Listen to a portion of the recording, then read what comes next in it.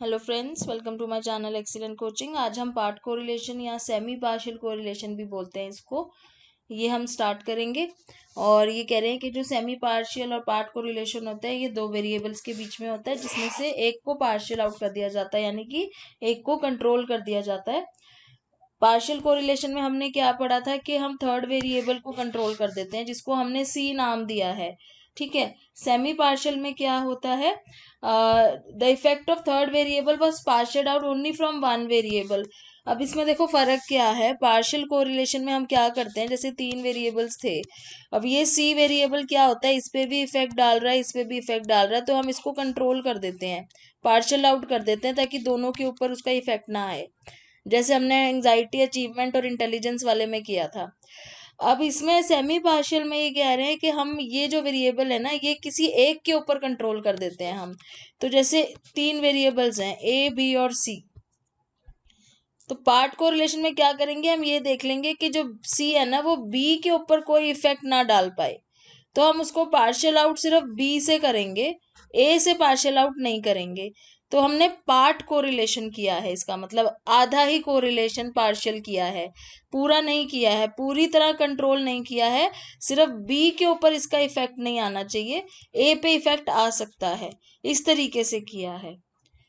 तो यहाँ पे जब पार्शियल कोरिलेशन हम लिखते थे तो हम इसमें लिखते थे R P is equal to R A B और सी हमने पार्शियल आउट कर दिया। लेकिन जब हम सेमी पार्शियल लिखते हैं तो आर एस पी हो जाता है सेमी पार्शियल का, और नीचे आ जाता है R A B dot C, यानी कि सी को सिर्फ बी से पार्शियल आउट कर रहे हैं, ए से नहीं कर रहे हैं। तो सी को बी से पार्शियल आउट कर दिया, ए से नहीं किया है। तो इस तरीके से लिखने में भी फर्क आ जाता है। इन्होंने अगेन वो एग्जांपल लिया है एंजाइटी और अचीवमेंट, एकेडमिक अचीवमेंट वाला, जहाँ पे इन्होंने पार्शियल कोरिलेशन में इंटेलिजेंस को पार्शियल आउट कर दिया था दोनों से। लेकिन अगर हम यहाँ पे इसको पार्ट पार्ट कोरिलेशन में देखेंगे तो यहाँ पे ये कह रहे हैं now we correlate anxiety as one of the variable and academic achievement partial out for intelligence, और बी और सी को आपस में पार्शियल आउट कर दिया। इसका मतलब अब जो इंटेलिजेंस है उसका इफेक्ट एकेडमिक अचीवमेंट पे नहीं होगा, लेकिन एंजाइटी का स्टिल कोरिलेशन उससे हम देखेंगे। If we correlate these two, then correlation of anxiety with academic achievement for partial out intelligence is called semi partial correlation. तो अब किसका कोरिलेशन हम देख रहे हैं, एक एंजाइटी का देख रहे हैं जो कि वेरिएबल ए है, और उसका किसके साथ कोरिलेशन देख रहे हैं, हम एकेडमिक अचीवमेंट के साथ देख रहे हैं जो कि बी है, और साथ में हमने इंटेलिजेंस को पार्शियल आउट कर दिया है। तो अब ये इस तरीके से अलग अलग हो गए हैं, इसीलिए आर ए और ब्रैकेट में बी सी लिखा हुआ है। तो हमने क्या किया, यहाँ पे बी और सी को दोनों को पार्शियल आउट कर दिया है और ए अलग हो गया है, इसको बोलते हैं पार्ट कोरिलेशन। तो ये बोल रहे हैं कि अगर अगर आ जाते हैं तीन वेरिएबल आ जाते हैं तीन, तो उसमें से ना हम 6 कॉम्बिनेशन बना सकते हैं सेमी पार्शियल कोरिलेशन के। एक जगह हमने बी और सी को पार्शियल आउट कर दिया, एक जगह सी और बी को कर दिया, ठीक है, फिर ए और सी को पार्शियल आउट कर दिया, फिर सी और ए को कर दिया, फिर ए और बी को कर दिया, बी और ए को कर दिया। तो हम 6 कॉम्बिनेशंस बना सकते हैं इस तरीके से। अब इसमें फॉर्मूला कैसे यूज होता है, ये फॉर्मूला है इसका सेमी पार्शियल कोरिलेशन का, ये वाला फॉर्मूला है। और इसमें भी पहले वो तीनों का product appears, product movement correlation निकाला जाएगा। एग्जाम्पल के साथ देख लेते हैं। ये इन्होंने डेटा दिया हुआ है 10 लोगों का, तो आई थिंक ये वही वाला डेटा है, क्योंकि यहाँ पे इन्होंने सेम वैल्यूज दी हुई है। पहले ए और बी का कोरिलेशन ये निकला है, फिर सी और बी का कोरिलेशन ये निकला है। ये कौन सा कोरिलेशन है, ये पियर्सन्स कोरिलेशन निकाला हुआ है। फिर ए और सी का कोरिलेशन ये निकला है। तो ये कैसे निकालना है, ये हमने लास्ट वीडियोस में देखा था। उसके बाद ये कोरिलेशन निकालने के बाद ये सारे कोरिलेशन इन्होंने यहाँ पुट करे हैं। तो पहले आप देखो फॉर्मूले में लिखा हुआ है कि जो फॉर्मूला है इसमें आर ए बी लिखा हुआ है। आर ए बी मतलब ए बी के बीच का कोरिलेशन। फिर आर ए सी लिखा है, यानी कि ए सी के बीच का कोरिलेशन। फिर बी सी लिखा है, बी सी के बीच का, और नीचे भी बी सी लिखा हुआ है। इस तरीके से इन्होंने कोरिलेशन निकाला है सेमी पार्शियल। इनका सेमी पार्शियल कोरिलेशन कितना आया है, माइनस में आया है 363. The semi-partial correlation between anxiety and academic achievement after realization academic is removed. मतलब इंटेलिजेंस को और इसके इन दोनों का इफेक्ट हटा देते हैं आपस में, तो एंजाइटी और एकेडमिक अचीवमेंट का जो आपस में कोरिलेशन आया वो नेगेटिव आया है। नेगेटिव यानी कि ठीक आया है, जब एंजाइटी बढ़ेगी तो एकेडमिक अचीवमेंट कम होगी, एकेडमिक अचीवमेंट ज़्यादा है तो यानी एंजाइटी कम है, तो ये सही बता रहे हैं, नेगेटिव साइन ठीक आया है बिल्कुल। अब इसकी सिग्निफिकेंस टेस्टिंग कैसे करनी है, तो हमारा जो नल हाइपोथेसिस बोलता है कि कोरिलेशन ज़ीरो है, ऑल्टरनेट हाइपोथेसिस कहता है कि कोरिलेशन ज़ीरो नहीं है। ठीक है, ऐसे हम इसको स्टेट करने के बाद हम टी निकालेंगे, टी वैल्यू निकालेंगे, तो टी वैल्यू का फॉर्मूला भी यहाँ पे दिया हुआ है, जैसे हमने पार्शियल में भी टी निकाला था, इसमें भी अगेन एन माइनस वी का मतलब वही है, कितने वेरिएबल्स इन्वॉल्व हैं इसमें, 3 वेरिएबल्स, ABC 3 वेरिएबल्स हैं, और कितनी वैल्यूज हैं, 10 वैल्यूज हैं, तो n माइनस वी हमारा 10 माइनस 3 7 हो जाएगा, जो हमारा डिग्री ऑफ फ्रीडम भी होता है। तो ऐसे इन्होंने यहाँ पे इसको सॉल्व करा, तो इनका टी वैल्यू आ गया -1.032। तो अब डिग्री ऑफ फ्रीडम 7 है, ओके, और आपका सिग्निफिकेंस लेवल है 0.05। तो अब टेबल में जब देखा हमने तो वहां पे वैल्यू आई है 2.363, यानी कि हमारी कैलकुलेटेड वैल्यू और टेबल वैल्यू आप हमेशा ऐसे लिख लिया करिए ताकि आपको याद हो जाए। कैलकुलेटेड वैल्यू कितनी है -1.032, और टेबल वैल्यू कितनी आई है 2.364, यानी कि हमारी कैलकुलेटेड वैल्यू जो है ऑब्टेन्ड वैल्यू भी बोलते हैं जिसको, ऑब्टेन्ड वैल्यू जो है वो छोटी आई है, it is smaller than table value, so we accept null hypothesis, या फिर हम इसको अगर स्टैटिस्टिकल टर्म में बोलेंगे तो we fail to reject null hypothesis, हम उसको रिजेक्ट नहीं कर सकते। इस तरीके से आप इसकी सिग्निफिकेंस टेस्टिंग करोगे। तो इसमें बस फॉर्मूला ही चेंज हुआ है, बाकी सब चीज़ें सेम है। वैसे इसमें आपको अभी तक जो है एग्जाम में कोई उस तरह से क्वेश्चन नहीं आया है कैलकुलेट करने के लिए, मोस्टली इसको सिर्फ डिफ्रेंशिएट करने के लिए आ जाता है कि पार्शियल और सेमी पार्शियल में क्या फ़र्क होता है। अब आगे चलते हैं। आगे आपका नेक्स्ट जो टॉपिक आता है वो आता है multiple correlation coefficient. Multiple correlation मतलब अब यहाँ पे बहुत सारे वेरिएबल्स हो सकते हैं, सिर्फ 3 नहीं। तो मल्टीपल को इन्होंने जैसे दिखाया है कि जितने वेरिएबल्स हैं उसको हम नीचे आर के इस तरह लिख देते हैं और के लिख देते हैं आगे। के मतलब क्या है कि मतलब वो जहां तक वो जा रहा है, ABCD आगे जितने भी हैं उसको के बोल दिया कि वो अप टू के वेरिएबल्स तक जा रहा है। तो ये कह रहे हैं कि अगर हम we want to compute relation between A B and C, तो A B and C को तो हम ऐसे लिख देते हैं ABC। ठीक है, we continue with the same example that we have discussed. ऊपर हम एग्जाम्पल लेके चल रहे थे उसी को कंटिन्यू करेंगे। अब एकेडमिक अचीवमेंट, एंग्जाइटी और इंटेलिजेंस, इन्होंने यही 3 वेरिएबल ले लिए हैं। This denotes the proportion of variance in academic achievement explained bye intelligence and anxiety. तो ये नीचे इन्होंने जैसे लिखा हुआ है इज अ मल्टीपल कोरिलेशन, ये मल्टीपल कोरिलेशन है। एंड इसके आगे और ये कह रहे हैं कि इसका जो फॉर्मूला होगा वो ये होगा, इस तरीके से ये फॉर्मूला है आपका, जहाँ पे ये जो चीज़ है RA.BC ये आपका मल्टीपल कोरिलेशन है। RAB क्या है, correlation between A and B। AC क्या है, correlation between A and C। And BC क्या है, correlation between B and C। Data उन्होंने सेम ले लिया, वही वाला डेटा ले लिया अगेन, तो इसके वही आपस के कोरिलेशन भी वही सेम वैल्यूज हैं सारी की सारी, जो प्रोडक्ट पियर्सन मूवमेंट से हमने भी निकाली थी। फिर इस डेटा में ये इन्होंने पुट कर दिया, इस फॉर्मूला में ये पुट कर दिया, इसमें भी वही सारा कैलकुलेशन का ही है मेन। तो इनका जो मल्टीपल कोरिलेशन आ रहा है वो वैल्यू जो आ रही है वो आ रही है 0.929। वेरिएंस क्या होता है, यूजुअली कोरिलेशन का स्क्वायर होता है, तो अगर स्क्वायर कर दिया तो इनके बीच का वेरिएंस आ गया जो परसेंटेज में होता है। ठीक है, तो अब आर हमने निकाल लिया है और उसका आर स्क्वायर भी कर लिया है। तो आर हमारा था 0.929, आर स्क्वायर है 86.5। अब आगे ये कह रहे हैं कि जो आर स्क्वायर है that is estimator of P square. P square क्या है, वो पॉपुलेशन है हमारी, but there is a problem in estimating P square value from R square value.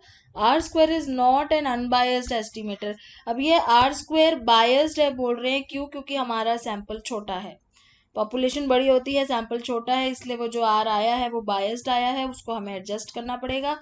उसको एडजस्ट करने के लिए हमें ये वाला फॉर्मूला लगाना पड़ेगा, और आर के ऊपर इस तरीके से सिंबल आ जाएगा, तो ये एडजस्टेड आर है। इसमें 1 माइनस आर स्क्वायर डाला, नंबर ऑफ ऑब्जर्वेशन डाला n-1, n-k मतलब कितने वेरिएबल्स हैं, तो नंबर ऑफ प्रिडिक्टेड वेरिएबल्स और the variable for which a linear combination is created.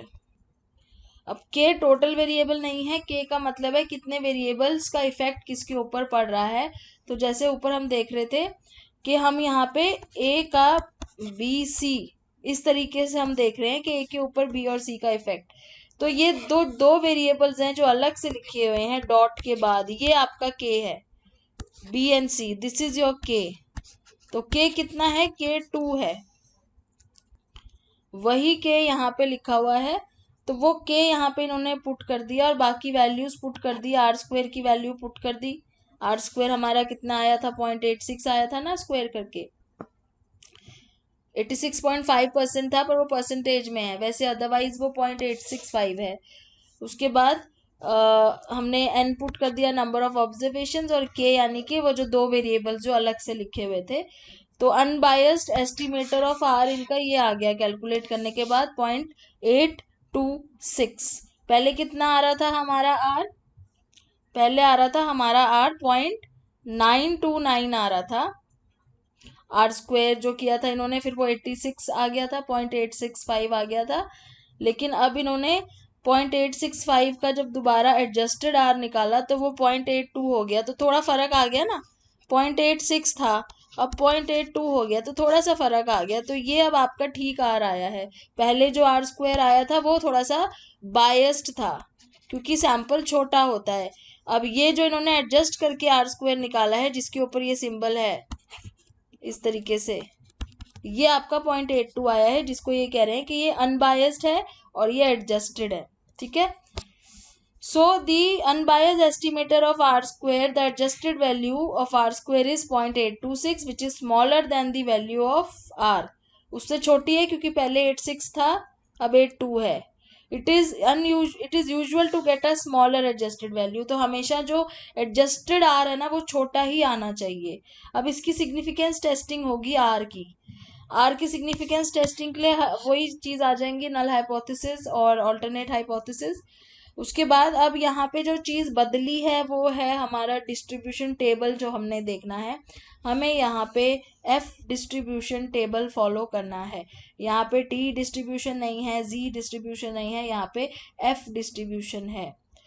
तो ये टेबल फॉलो करने के लिए हमें एक वैल्यू निकालनी पड़ती है, एफ वैल्यू, जिसका फॉर्मूला दिया हुआ है। और इसमें आर कौन सा यूज करेंगे, जो हमने एडजस्टेड आर निकाला है नया वाला, यानी कि 0.82 वाला, वो वाला आर यूज होगा। बाकी एन क्या है, नंबर ऑफ ऑब्जर्वेशन है जो 10 है। के क्या है मैंने बताया, जिन दोनों वेरिएबल्स को हमने कंट्रोल किया हुआ है जिसका इफेक्ट पड़ रहा है, तो वो दो वेरिएबल्स के हो गए, 2 आ गया के। और उसके बाद बाकी आर की वैल्यू पुट करी तो इन्होंने के निकाल, एफ की वैल्यू आ गई है 16.635। अब एफ वैल्यू निकालने के बाद हमें दो चीज़ें और निकालनी पड़ेंगी, हमें टेबल में देखना होता है जो, उसको हम बोलते हैं, एक होता है डीएफ न्यूमरेटर और एक होता है डीएफ डिनोमिनेटर। तो हमें दो चीज़ें और निकालनी है एफ टेबल देखने के लिए, डीएफ न्यूमरेटर और एक है डीएफ डिनोमिनेटर। तो डीएफ न्यूमरेटर यानी कि के जो कि 2 है, डीएफ न्यूमरेटर क्या है, के है जो कि 2 है, और डीएफ डिनोमिनेटर का फॉर्मूला n-k-1 यानी कि नंबर ऑफ ऑब्जर्वेशन -k-1 7। तो डीएफ डिनोमिनेटर हमारा आ गया 7। तो हमने ये 2 और 7 क्यों निकाला है, क्योंकि जो हमारा एफ टेबल होता है ना उसको देखने के लिए हमें ये दोनों वैल्यूज चाहिए होती है, न्यूमरेटर और डिनोमिनेटर। तो टेबल जो होता है तो कुछ इस तरीके से टेबल होता है, ये मैंने इंटरनेट से टेबल निकाला हुआ है, आपको भी गूगल पे टेबल मिल जाएगा। तो अब यहाँ पे ये कह रहे हैं कि 1% पे अगर हमने देखना है, दैट इज 0.01, उस पे देखना है, तो हमारा जो न्यूमरेटर था वो कितना था, 2 था, और डिनोमिनेटर कितना था, 7 था। तो अब अगर आप यहाँ देखेंगे कि 2 के नीचे 7 के सामने जो वैल्यू दी हुई है वो है 9.547। 2 के नीचे, क्योंकि न्यूमरेटर 2 था, 2 के नीचे और 7 के सामने जो वैल्यू दी हुई है वो है 9.547। यहाँ पे देखिए, यहाँ पे ये बता रहे हैं ना कि 0.01 लेवल पे वैल्यू है 9.547। ऐसे ही अगर हम 5% वाले टेबल में देखते हैं तो 2 न्यूमरेटर है, इसको लिखते इस तरीके से हैं, F2 और 7। ऐसे लिखने का मतलब है हमारा 2 न्यूमरेटर है, 7 डिनोमिनेटर है। तो 0.5 लेवल पे भी अगर हम टेबल देखते हैं तो ये टेबल है 0.5 वाला, 5% वाला, तो इसमें 2 के नीचे देखेंगे और 7 के सामने देखेंगे तो आपको वैल्यू दिखेगी 4.737। 2 न्यूमरेटर है तो 2 कॉलम के नीचे और 7 के राइट साइड में सामने देखोगे तो 4.737 लिखी हुई है। तो यहाँ पे भी वही बता रहे हैं कि अगर हम 0.05 लेवल पे देखते हैं तो 4.737 है। तो अब इसको हम यहाँ पे एक बार मेंशन कर देते हैं कि F, अगर हम 2 न्यूमरेटर और 7 डिनोमिनेटर जो हमने ऐसे कैलकुलेट किया था उसका अगर हम 0.05 लेवल पे देखते हैं, एट 0.05 लेवल, तो उसकी वैल्यू आ रही है 4.737। वैसे तो इतना देखने से भी हमारा काम चल जाएगा, हमें 0.1 देखने की ज़रूरत नहीं है, बट स्टिल इन्होंने वो भी दी हुई है। तो F27 अगर हम 0.101 पे देखते हैं तो उसकी वैल्यू आ रही है 9.547। तो दोनों ही वैल्यूज हमारी कैलकुलेटेड वैल्यू से छोटी है। हमारी कैलकुलेटेड वैल्यू कितनी है, 16.635। तो जो कैलकुलेटेड वैल्यू है, ऑब्टेन्ड वैल्यू है, वो बड़ी है, और टेबल वैल्यूज दोनों ही सिग्निफिकेंस लेवल पे टेबल वैल्यूज हमारी छोटी है। Calculated value is greater than critical value जो हमारी टेबल से आई है। So we reject null hypothesis and we accept alternate hypothesis. तो हमने अपने नल हाइपोथेसिस को रिजेक्ट कर देना है। तो यूजुअली हम एक ही वैल्यू देखते हैं, हमें दो देखने की ज़रूरत नहीं पड़ती है। लेकिन अगर आपको वो क्वेश्चन में दिया होगा कि आपने कौन सी वैल्यू देखनी है, तो अगर 0.5 वाली बोली है सिग्निफिकेंस लेवल की तो वो देखनी है, अगर 0.01 वाली बोली है तो वो देखनी है। तो यहाँ पे मेनली हमने क्या चीज़ अलग करी है अभी तक, यहाँ पे हमने क्या अलग किया है, जो आर का फॉर्मूला है उसके अलावा जो आर है कोरिलेशन वो तो है ही, यहाँ पे हमने एफ टेबल यूज किया है जो कि बहुत डिफरेंट है अभी तक जो हम सीखते आ रहे थे। और एफ निकालने के लिए उसका फॉर्मूला पहले, और उसको देखने के लिए न्यूमरेटर और डिनोमिनेटर का जो फॉर्मूला है, तो न्यूमरेटर आपका के होता है और डिनोमिनेटर आपका n-k-1। ये इसमें डिफरेंट है, लेकिन अब आगे जाके जब हम एनोवा वगैरह करेंगे तो उसमें ये एफ टेबल दोबारा काम आएगा। तो जो भी हमने ये सीख लिया है ये आगे आपके हेल्प हो जाएगी। तो इस तरीके से हमने एफ टेबल से इसकी सिग्निफिकेंस देखनी है। तो हमने ये ख़त्म कर दिया है आपका टॉपिक मल्टीपल रिग्रेशन का। अब नेक्स्ट वीडियो से हम स्टार्ट करेंगे।